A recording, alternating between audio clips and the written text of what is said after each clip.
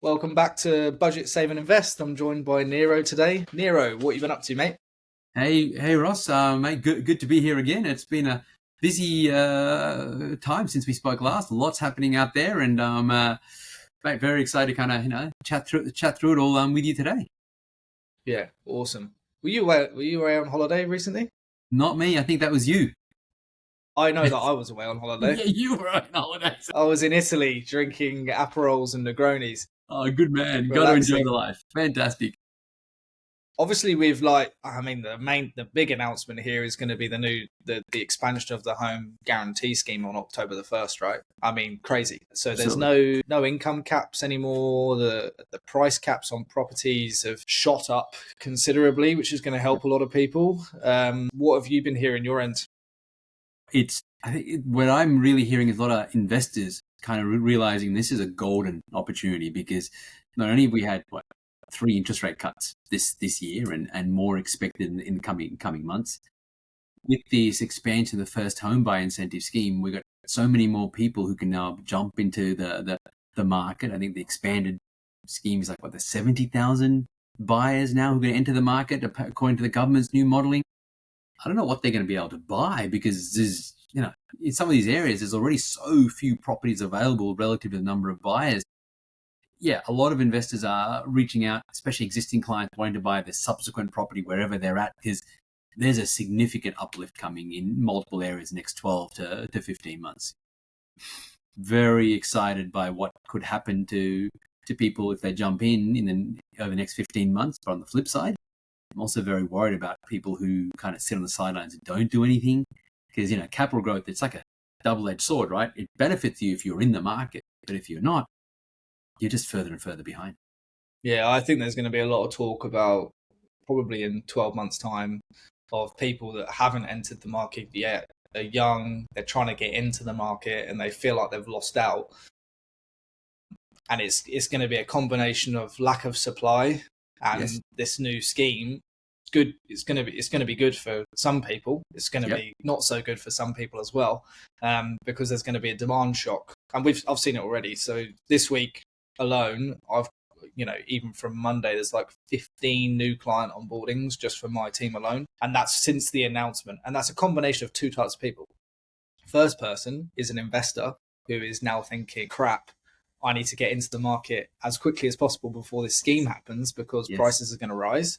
Yes. And then the second one is people that were sitting on the fence, or sitting on the sidelines, and now their bracket has jumped up. So if you're in Sydney, as a good example, for some people, they're looking around that $1 million mark, $1.2 million mark, and they were going to have to pay lender's mortgage insurance and just, all the stamp duty fees and blah, blah, blah. Whereas now that's jumped up to $1.5 million, and now suddenly they can buy what they want. And that will still get you, if you live in the West, that will still get you a house in the west of Sydney. And, the expansion up towards Newcastle and all those areas, their caps have gone up as well. So, yeah, 2 types of people have been frantically phoning us, and it's, check my serviceability for this. And obviously we had a rate cut as well, which has driven a lot of activity. So it's exciting times, but it's also for the people that don't take action and they sort of dilly-dally and delay. It's if you're sitting on cash in your savings account and you wanted to get onto the market, it's a good time to try and do it now than trying in a year's time when this scheme is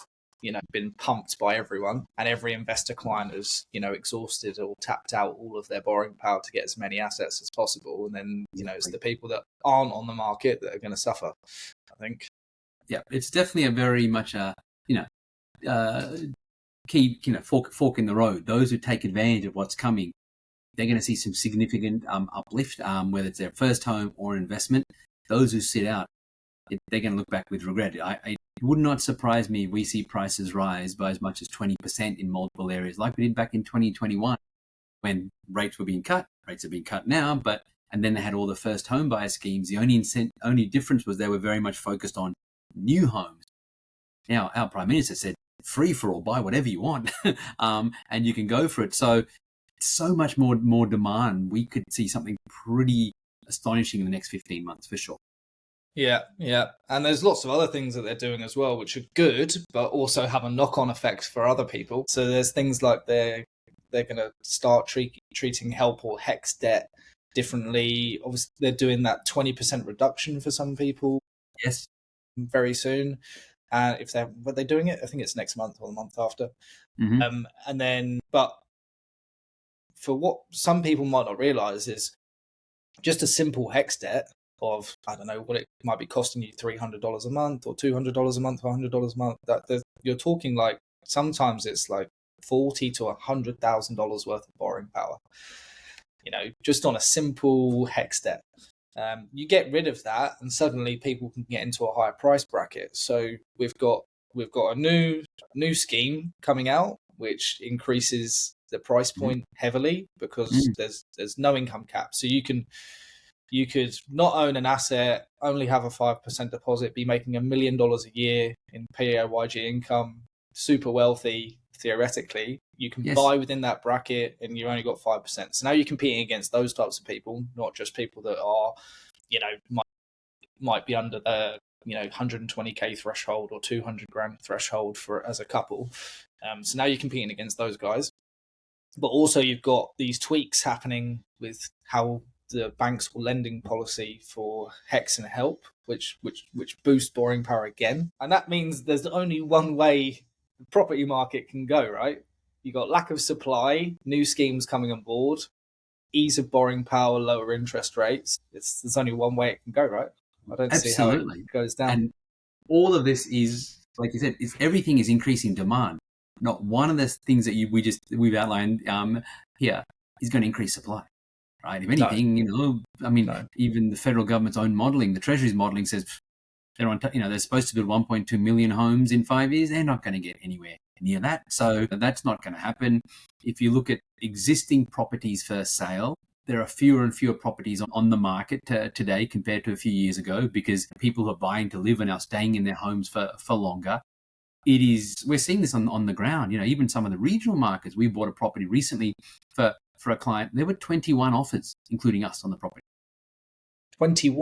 21 offers on a property in a regional market, right? It's insane. And yes, we got it for less than some of the others were willing to pay, but only because we gave better terms and negotiated. But the fact is, it's hard out there already. Most people don't realize this.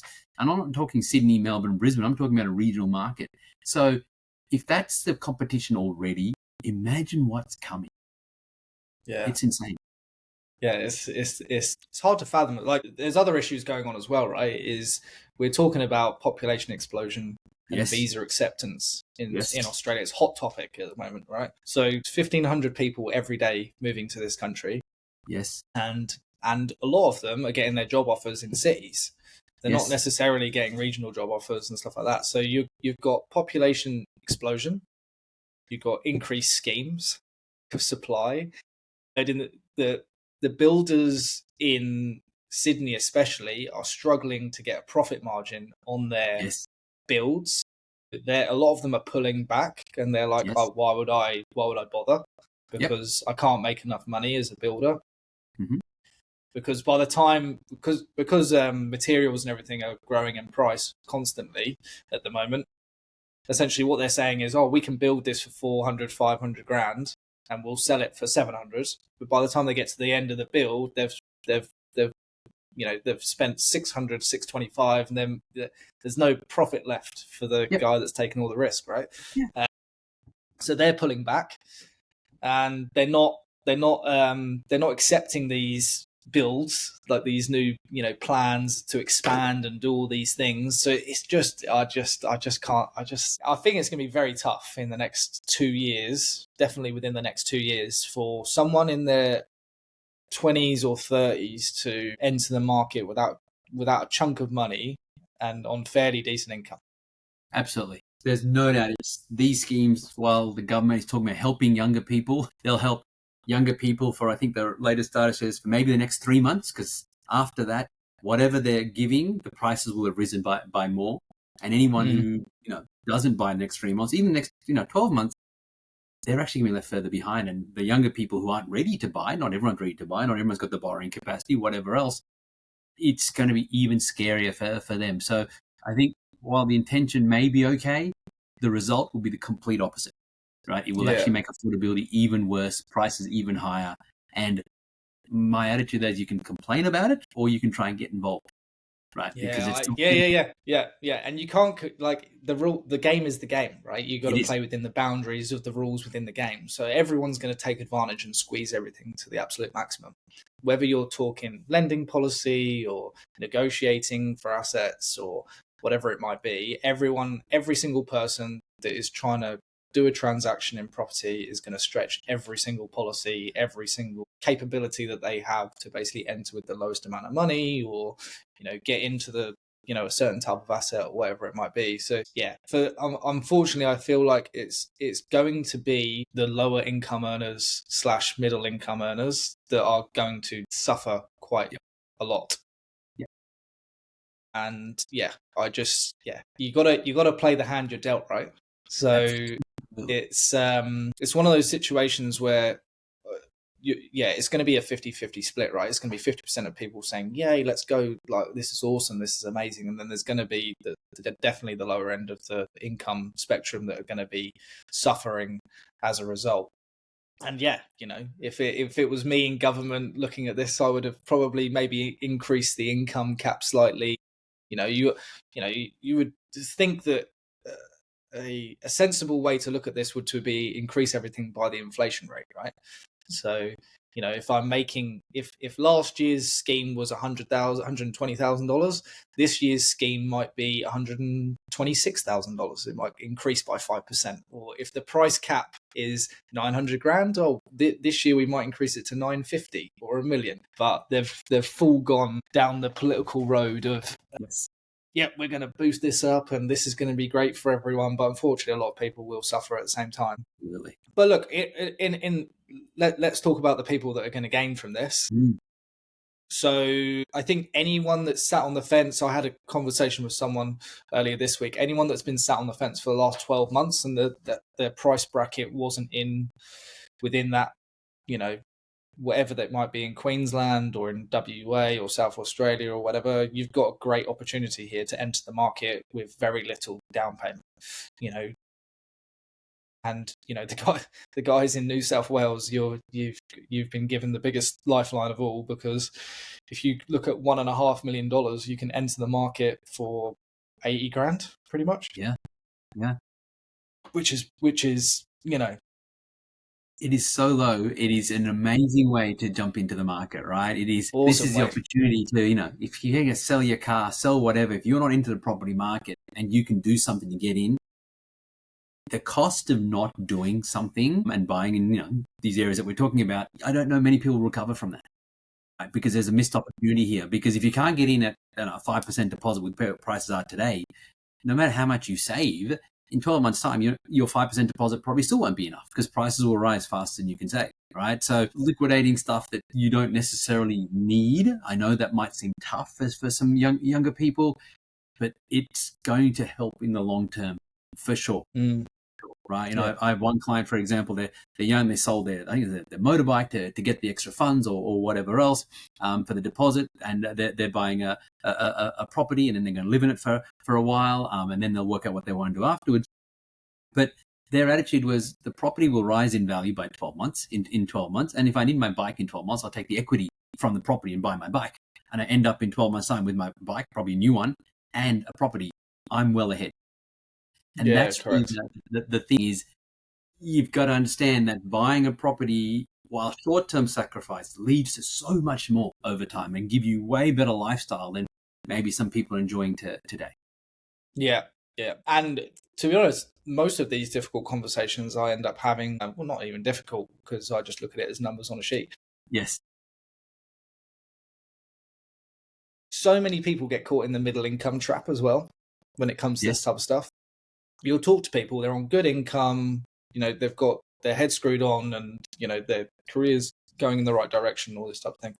And they're sitting on $40,000 worth of credit card limits and an $80,000 car on a novated lease. And it drives me insane every time I see it. They've got one asset, maybe two, and then suddenly they go and splurge on all these things. And I'm just like, okay, so because you have all of this stuff that you don't really need, what you've gone and done is you've reduced your borrowing power by 250 grand. Yeah. Which is a lot, right? For $20,000 cards for couples, that happens a lot. Yes. There goes what 4 times 4 there, so you're 160 grand down on borrowing power there, and then a novated lease where everyone's like, oh, but it's tax efficient, and I get it. Well, guess what? The bank still puts it in there as a debt. That's right. Exactly. So it might be tax efficient, and this thing makes me laugh is the talk about negative gearing and tax efficiency drives me nuts as well, because you're really those types of benefits that are within the Australian system are for the wealthy people in society. Yes. So get to wealthy first, then start thinking tax efficiency. Exactly. Couldn't agree more. Yeah. Go and get a novate. Yeah, build the wealth first, then go and be tax efficient after. Yep. Because talks of negative gearing when you're on a combined income of 300 grand and you don't own any assets, or you've got one asset. This is not a time to be talking about negative gearing. You need cash flow. You need to try and get as neutral or positive if you possibly can. Worry about the negative gearing when you're making too much money and you have to have, quarterly accounting meetings with your, then let's talk about let's talk about negative gearing and tax efficiency at that point. Absolutely. Look, with the negative gearing, it's there, but use it as a wealth building tool. And what I mean by that, if you're buying properties, and especially in Australia, most properties are going to be negative. Okay, use it to help you with the holding costs, but use it as an avenue to build wealth, right? Don't use it just for the tax benefits. Hey, I'm screwing the government over. That's not really going to help you at all. You want to be focusing on building wealth. And once you have your assets and you have your income and everything else, be as tax efficient as you want to be. Right, that's not a problem. But in the short term, focus on actually building assets. I think if that's probably the key message here. And right now, with the schemes and the interest rate cuts or whatever else, property for many people is going to be a massively beneficial wealth building asset for sure. Yeah. And another thing that a lot of people need to think about as well is this is the exercise that I'm currently going through for my own portfolio at the moment. Is I was trying to explain to someone the other day, I'm stripping equity up to 90% on my assets at the moment. And then I'm buying at 90% as well, which means that I'm going to have to pay lender's mortgage insurance. So if I pay lender's mortgage insurance on an asset, and that lender's mortgage insurance costs me $10,000, a lot of people will say, oh, but I don't want to give the bank $10,000. And that's fine. If you've got plenty of cash and you want to put down the 20% deposit, that's absolutely fine. But my goal is to reach X much in asset valuation over a certain period of time. The quickest way for me to do that is to extract as much equity as possible. What I then do is I put a $20,000 buffer in the offset account linked to that property, and I do it per property. So let's say you've got 5 properties, there's $20,000 in each property, right? So now I can kind of sit back and I can forget about each one of those assets if something goes wrong or there's a tenant not in it or whatever it might be. But what I've done is I've been able to buy 3 more assets. There you go. So I buy 3 more assets, then my net asset value has gone up by over $2 million. If I bought right, I might have also made another, 50 to 80 grand in instant equity by buying, below market value or being efficient with negotiations and things like that. But then I've doubled or considerably increased my asset value at that point. Then I can pause and I can stop. And I've bought efficiently. Sure, I've paid lender's mortgage insurance. But what it's allowed me to do is to get a much higher asset value across the board of the portfolio. And then I can hold. And as interest rates are coming down now, it's going to get easier to hold those properties.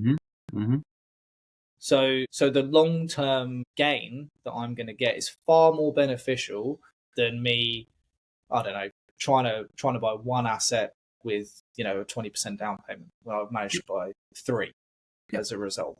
And I think it's that short-sightedness, right? Because $10,000 over a year of owning one asset, that's paid for after the first 3 or 4 months. Yep. But what some people will see is that, oh, I don't want to pay that to the bank. Yes. And then it's taken them a year to get the next asset. And then they've lost out on, I don't know, $70,000 to $100,000 of growth in the asset, all because they didn't want to pay $10,000. So I think it's a little bit of short-sightedness that some people go through with this type of thing. And it's important to learn that it's not necessarily bad to go to those LVR points or whatever it might be. It's just, are you thinking about the long-term play here, or are you thinking short-term? Because you're trying to be slightly tax efficient, or I don't want to pay lenders mortgage insurance, or you feel like you're being hard done by with some of these things, or you're trying to get one over on the government. And actually, like over the course of 20 years, it doesn't matter. No, it doesn't matter. No. I always tell clients, focus on what you're going to get. Right, you want to win as fast and as big as you possibly can. Yes, others are going to win as part of that process. Let them. Right? But make sure that you come out ahead first of all, because like you said, okay, someone saves 10 grand on mortgage in insurance. Okay. But they're looking to buy an asset in some of these areas. 12 months, they get to the savings level, prices rise 100 grand.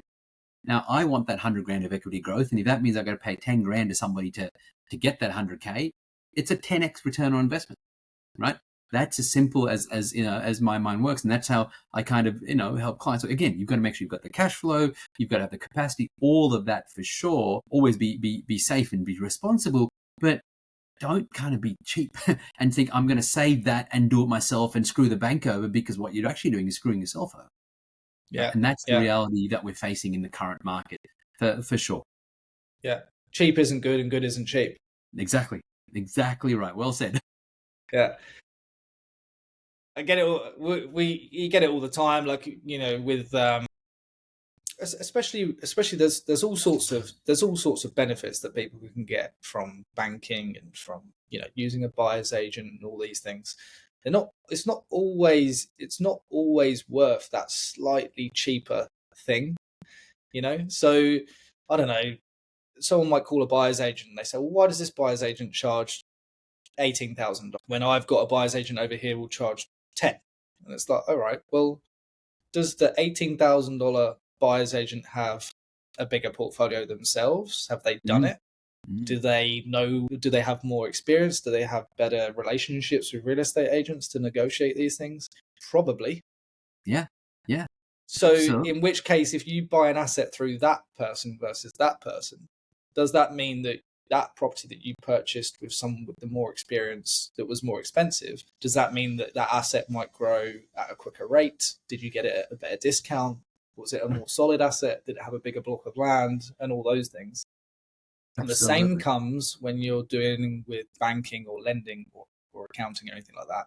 So I'll find people that will talk to me and they'll say, oh, I've got a good example is the schemes that do like doctors and lawyers, and they get these LMI waivers and things like that. And I'll say, look, you've got an opportunity here to potentially go with ANZ because they have a Medico waiver. Or you go to Westpac, they have a Medico waiver. However, if you go there, the problem that we're going to face is that lender doesn't have the right policy for this portfolio that we're trying to build. And they'll go, oh, but I want the Medico scheme. And I'll go, okay, but if we use another bank, we're going to get to 5 properties because this bank has X, Y, and Z policy, which means that we can do blah, blah, blah. Yes. So some people will focus on the cheap rather than they think they're going to win slightly by going there, but on a long-term strategy, not the right move. And a recent one I had was ME Bank does like a $2,000 cashback. And we had a client refinance their entire portfolio, not our client. They came to us after they'd done this, but they went there because they had a cheap rate and they gave cash back. And I said, so why are we having this phone call? And they said, well, I've run out of borrowing power. Yes. No shit, because you went to ME Bank.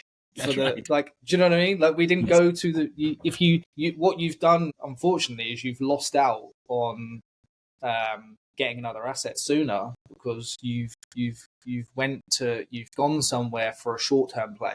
And I think that's the problem that we see a lot of the time is there's always a short-term play. It's like, I'm going to get a novated lease car because I might save a couple of $1,000s in tax, or I don't want to pay the lender's mortgage insurance because 10 grand's too much. I don't want to. I'm going to go and get the cash back because this deal, I'm going to get $2,000 back or whatever. It's a short. It is. Property is a long game. That's right. And most of the realized game is from years 20 to 30. That's right. Yes. Because it's going to double and it's going to double again. Exactly right. And look, as I said, you can focus on the short term, little wins, but ultimately the key thing is you want to do what it takes to get the biggest portfolio you possibly can, right? And doing something that inadvertently costs you even one property, consider the missed opportunity, like I said, over 20 years.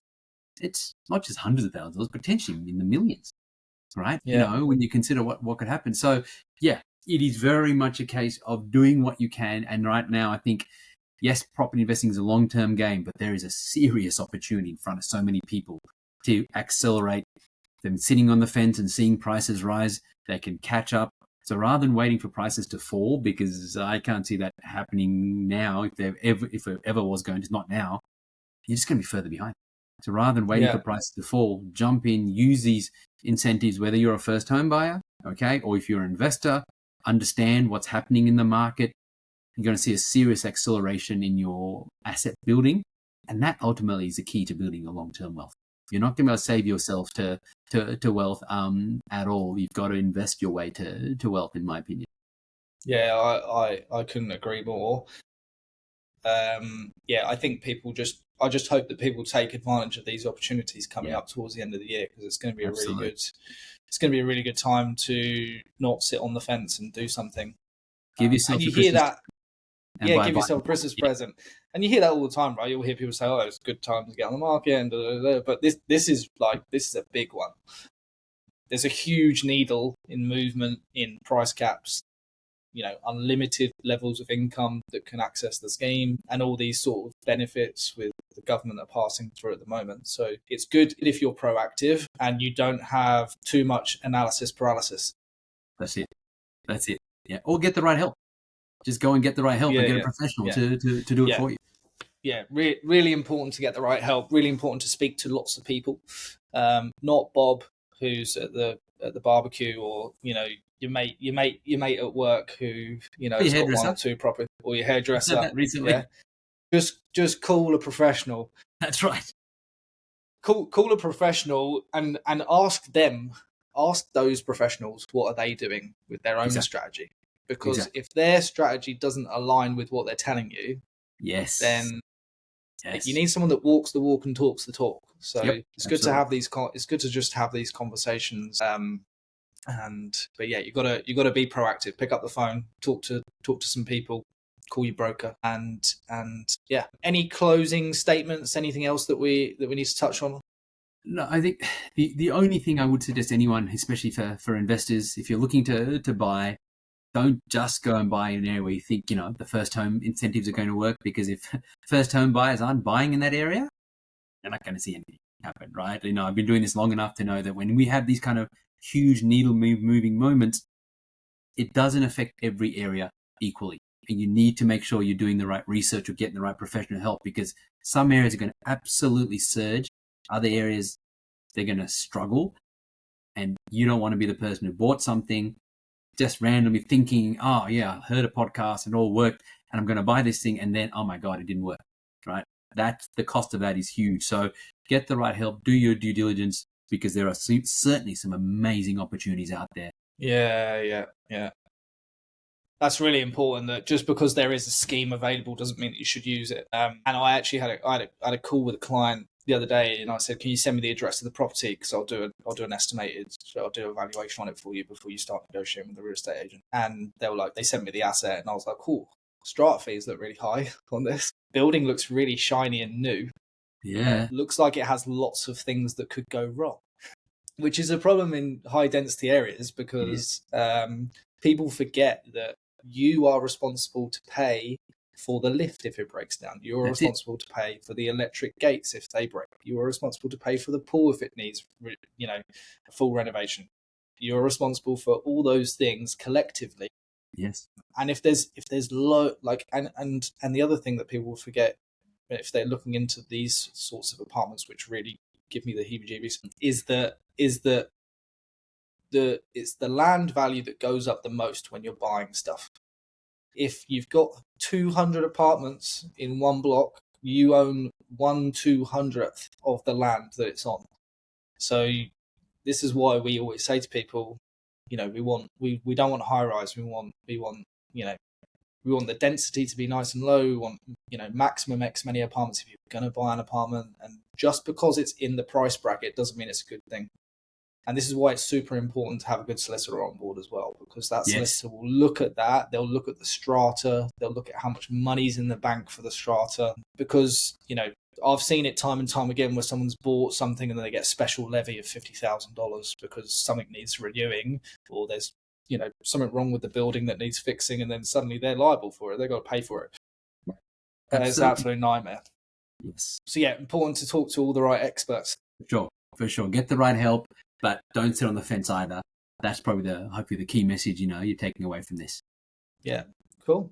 Perfect. Well, cheers, Niro. Thanks for coming on, and we will chat on the next episode.